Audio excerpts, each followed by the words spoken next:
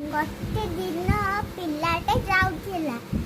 ତାପରେ ସେ ଗାଁ ଲୋକମାନେ ପିଲାଟିକୁ ରାଧୁଆ ବୋଲି ଡାକୁଥିଲେ।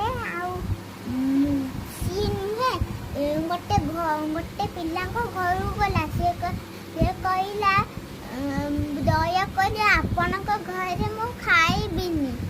ତାପରେ ସେ ଘର ଭିତରୁ ବାହାରକୁ ଗଲା। ତାପରେ ସବୁ କାଠ ପଡ଼ିଥିଲା। ସେ କାଠ ଆଣି ଥୋଇଲା। ତାପରେ ସେ ନିଆଁ ଜଳେଇଲା। ତାପରେ ଜାଲରେ ଫସେଇ ମାଛ ଆଣି ପୋଡ଼ିଲା। ତାପରେ ସିଏ ଖାଇଲା। ତା ହାତ ତତଲା ହେଇଗଲା ବୋଲି ଗୋଟେ ପିଲାଟେ ଆସିକି ଥାଳିଏ ଦେଲା। ସେ ଖାଇଲା। ଆଉ